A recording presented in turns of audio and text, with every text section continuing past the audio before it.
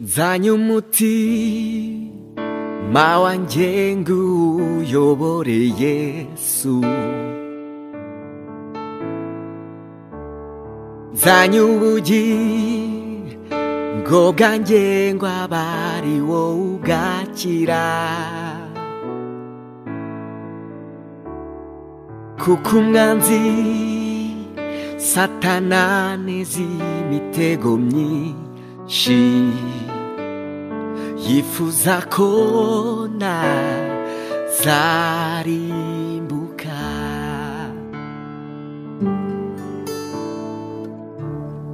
Suta amarira yanjye mu nzira yawe Yesu,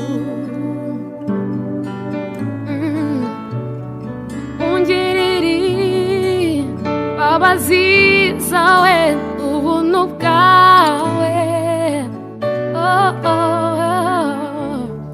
ntabwo ufite ntacyo naba mfite mu buzima, ni wowe gusa ngeneye. Mana umva gusenga kwanjye, umwuka wera abandi unyobora ibihe byose. Mana umva gusenga kwanjye, umwuka wera abandi untegeka iminsi. Yesu ashimwe cyane. Nibutse rero navuga byinshi, ariko icy'ingenzi ni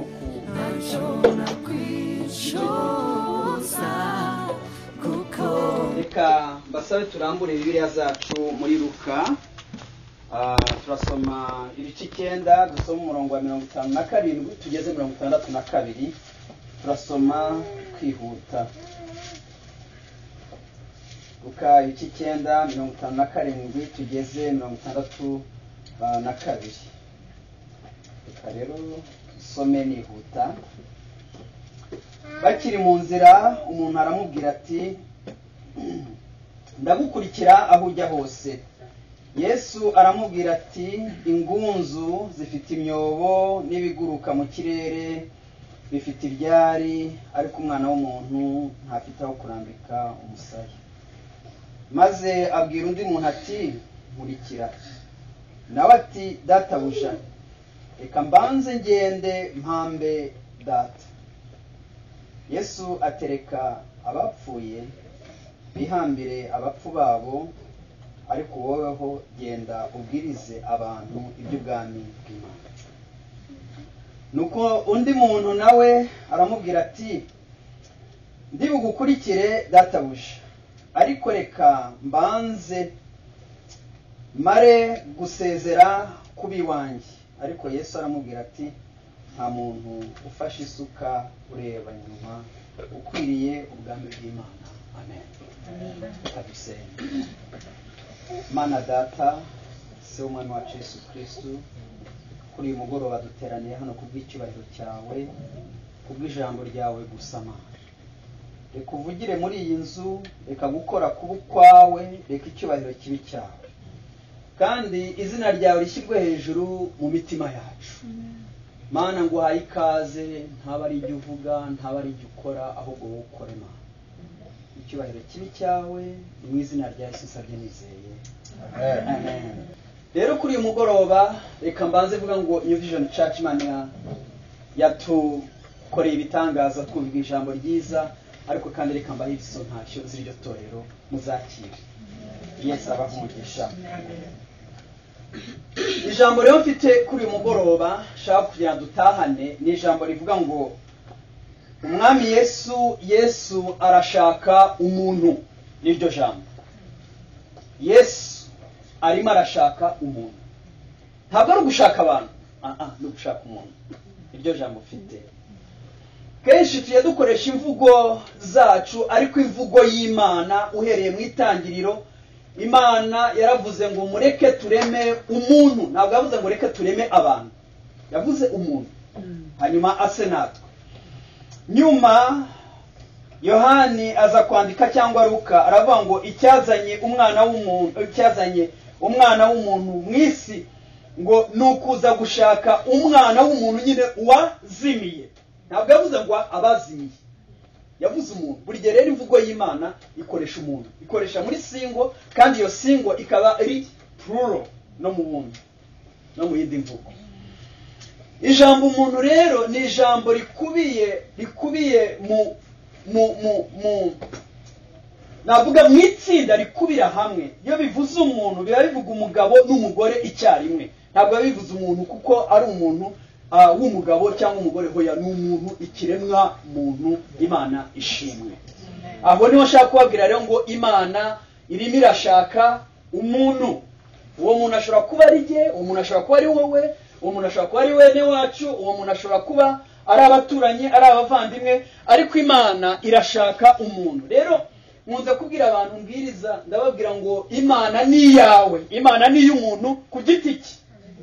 Yesu ashimwe. Imana ni iyawe, Imana ni iyanjye. Ni ukuvuga ngo yuje ushaka Imana ku giti cyawe, n'undi agashaka Imana ku giti cye, n'undi agashaka Imana ku giti cye, amaze kuba batatu, n'undi akayishaka, bagenda baguka, ariko Imana ni iy'umuntu ku giti cye. Yesu ashimwe.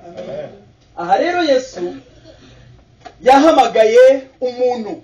Nta nubwo yavuze yabasha kubwira abantu ngo nimunkurikire, ariko yagendaga areba umuntu ngo Firosi nkurikira, Jado nkurikira. Ntabwo yahamagara abantu, yaba nkurikira. Urabona buri gihe agenda akoresha umwe. Noneho umwe bikazabyara benshi, abo benshi bakabyara iki? Itorero. Iryo torero rikabyara iki? Ubwami. Ubwo bwami bukabyara iki? Abana hehe? Mu rugo kwa data. Yesu ashimwe. Ariko Imana ihamagara umuntu. Imana yaraguhamagaye, Imana irampamagara, Imana na n'uyu munsi iracyahamagara. Ariko ndagira ngo utahe iryo jambo uvuga ngo Imana uyu munsi ngewe irimo kumpamagara ite? Irampamagarira he? Nge nk'umuntu ushakwa, ndimo gushakwa. Imana ubwo ishaka, iranshaka he? Iranshaka gute? Yesu ashimwe. Yesu ashimwe cyane. Aha rero ndashaka kwigisha kuri iri jambo. Iyi nkuru tumaze gusoma, iyi nkuru irakomeye cyane. Nyimara kuyisoma, Yesu yari ariho agenda, hari umuntu we ntiyanahamagawe, yamubonye agenda, warihamagara tu. Uwo muntu umwe, ntabwo ari benshi, amubonye aravuga ngo Yesu njya hujya ndagukurikira. Ntabwo twigeze twumva Bibiliya ihamagara uriya muntu na rimwe, nta na rimwe, ntawe ubibona. We yararebye gusa, niba nabyita byenda byo kubona ibihita bigenda nawe ukabigendamo, niba nabona ibyo urebesha amaso nawe ukashaka kubibamo. Hari umuntu ushobora kugira gutya kumva turi hano akaza akatwitura hagati, ntazi ikiriho, ntazi ikigendererwa, ukabona yicaye. Uwo muntu rero yabonye bigenda. Kera twari tuvuga ngo abantu bagendera mu kigare. Arebye Yesu yigendera, arahubuka ngo ariko genda gukurikira aho ujya hose. Yesu aramureba, amubwira ijambo, aramubwira ngo ingunzu n'inyoni n'ibisiga bifite ibyari, ariko umwana w'umuntu ntafite aho arambika umusaya. N'Imana, Imana ireba mu mitima, n'Imana itanga ibisubizo. Yesu ni Imana itanga ibisubizo bihuje n'umutima. Yari yaranje kureba vision, target y'uriya muntu. Bishoboka ko ari umwe muri babandi bakundaga imitsima, muri babandi bakunda kubana na Yesu bakagira ibyo babona. Noneho aravuga ati wowe ahari birashoboka ko kugendana nanjye, uranshakaho inzu kandi nawe ngira, uranshakaho icumbi kandi nawe ngira. Buri gihe Yesu yavuga akora ahantu turi weak, niho pointinga cyane. Wibuka umuhungu w'umusore yaraje aramubwira ngo ngewe ndi umukire narakubashye. Yesu areba ahantu ari weak, aramubwira ngo genda ugurisha ibyo ufite hanyuma ubizanira abakene. Umuhungu ararakara. Uyu muhungu rero, uyu mugabo nawe aramubwira ngo ingunzu n'inyoni ntabwo zigira aho ziba, ariko uwo muntu uvuze ngo urakurikira we ntagira inzu, nyine inyoni zimurusha agaciro. Nta gisubizo tuzi kuri uyu muntu, ariko uyu muntu yabonye Yesu aravuga ati kweri ari wamukurikira ejo yatubuye imigati yama, uyu wamukurikira ejo nakenera ibi akama. Muri sosiyete yacu hari abantu benshi babonye Yesu, bamwumvise, bamubonye ahita bamugendaho. Uyu munsi ahindukiye, hari benshi yabwira ati njye nta nzu ngira, nta n'ibyo ngira, nta naho ngira, kereka kunkurikira gusa, ukaba ari njye ufata wenyine, nta bindi ushyize imbere. Haza undi wa gatatu, wa kabiri, waramubwira ati rero nkurikira. Amaze kumubwira ngo nkurikira, uyu muntu we azana impamvu ikomeye, azana impamvu ikomeye kandi yumvikana. Aramubwira ati okay, njyewe reka mbanze njye guhamba papa data, nimara kumuhamba iryo jwi ndaryumvise, ariko ndiko nza noneho nkagira ne nkagukurikira. Yesu aramubwira ati ariko waretse se abapfuye bagahamba abapfuye babo, hanyuma njyewe ukankurikira? Inkuru irangiriraho. Ariko ikigaragara nuko uyu muntu ntiyigeze amukurikira, yamuhaye impamvu bishoboka ko yagiye akora impamvu ze. Uyu we nawe wa mbere yamubwiye ibiri mu mutima we, ntacyo tubona Bibiliya yuko yigeze agira ati amukurikira, ahubwo bishoboka ko yabonye ko yavuze ati yantahuye we, ndabigenza nte ko nashakaga imitsima se none akaba bivuze, nkaba nashakaga inzu akaba bivuze, numbivuyemo. Ntaho Bibiliya itwereka ko uyu muntu nawe yagize ati yamukurikiye. Haza undi wa gatatu, nawe aramubwira ati se wowe wankurikiye? Arangije nawe azana impamvu nyinshi, aramubwira ati waretse se nkabanza nkajya gusezera umugore n'abana, noneho nkagirane nkabona kuza nkawukurikira. We yashyize muri future, aramubwira ngo njyewe nzagukorera, nzagukurikira, nzakora ibyawe, ariko reka mbanze ngira ibyo nkora. Hari abantu, ubu bwoko butatu bw'abantu muri sosiyete burimo, harimo abantu baba nzakorera Imana, buri gihe bakoresha future, nza, ariko nza iyo ngiye ntabwo nkurikira Imana gutyo. Inkuru ibabaje nuko iyo birebye iyi nkuru ya Yesu muri abantu batatu bose nta n'umwe yigeze amukurikira.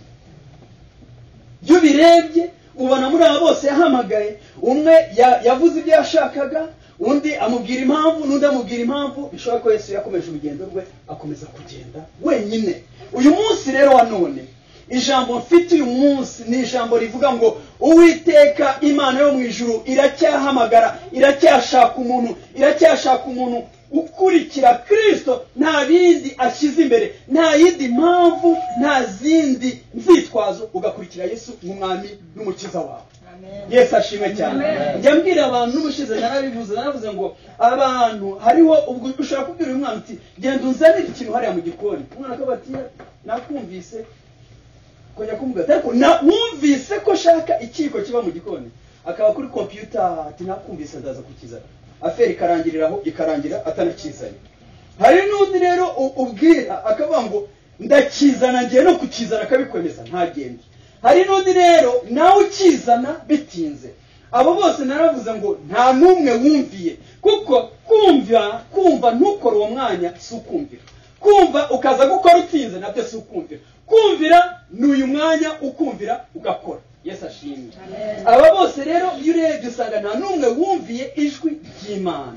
Bene data, torero ry'Imana, bwoko bw'Imana, ijambo mfite kuri uyu mugoroba ni ijambo rivuga ngo umwami Yesu arimo arashaka umuntu, kandi umuntu ashaka ni wowe ni njyewe. Ndi hafi kurangiza, umwanzuro shaka kubabwira n'uyu. Iminsi turimo ni iminsi iruhishe. Twagiye turabivuga n'ubu ndabisubiramo, ndetse ijambo ry'Imana rivuga ngo kuza k'umwami Yesu kuratwegereye kuruta igihe cyane twizereye.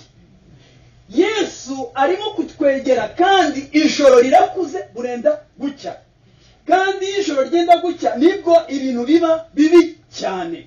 Iyi minsi ya none ni iminsi y'umuntu wo gushaka Imana ku giti cye, apana Imana ya pasiteri, apana Imana y'umugabo n'umugore, Imana yawe wowe wenyine. Gashaka Imana. Yesu ashimwe.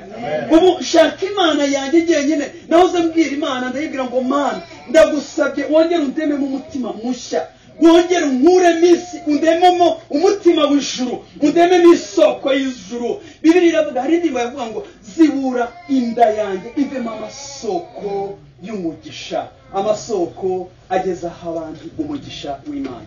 Ndashaka kubabwira ngo mukomereze aha bene data, dushake Imana. Ushake Imana ku giti cyawe, uyishake mu gitondo, uyishake nimugoroba, ushake bwije, ushake bikonje, ariko igihe kiratwegereye kuruta igihe ndakwizereye.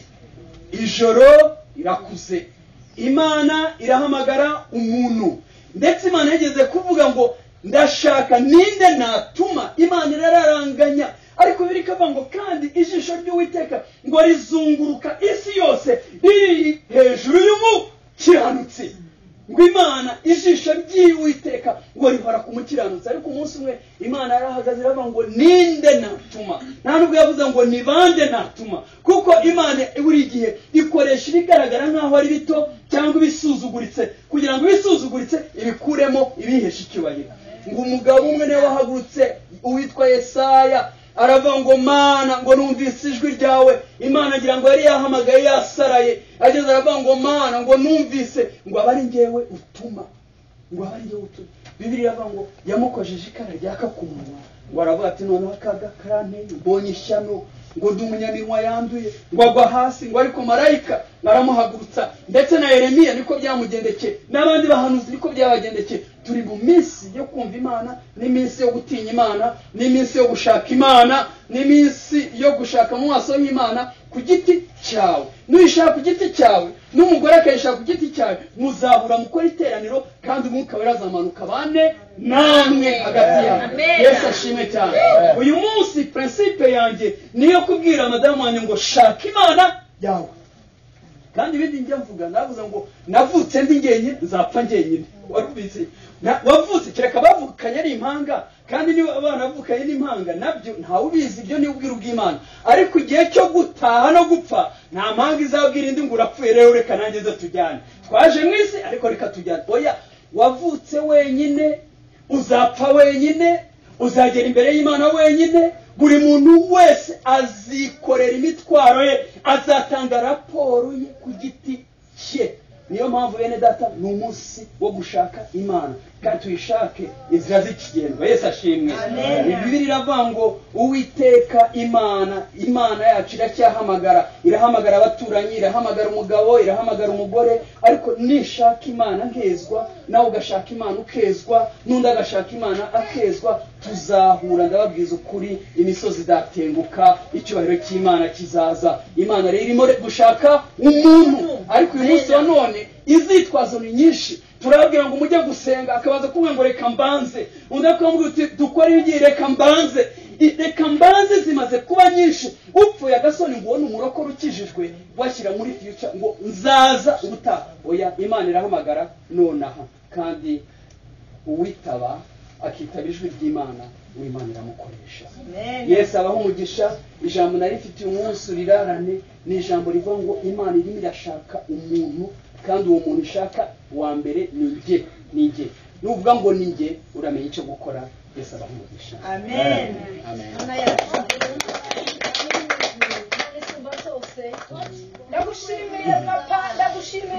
Ndagushimiye papa. Haleluya. Turagushimiye Mana yacu, turaguhimbaje muri uyu mwanya. Wabwa icyubahiro, urakwiriye Mana.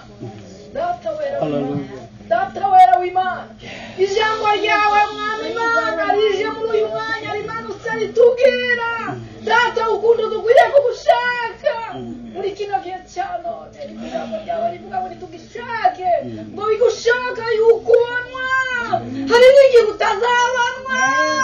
Yo, haleluya. Mwami Yesu we, icyampa nk'umuntu wese yigera kuri iri jambo, umuntu wese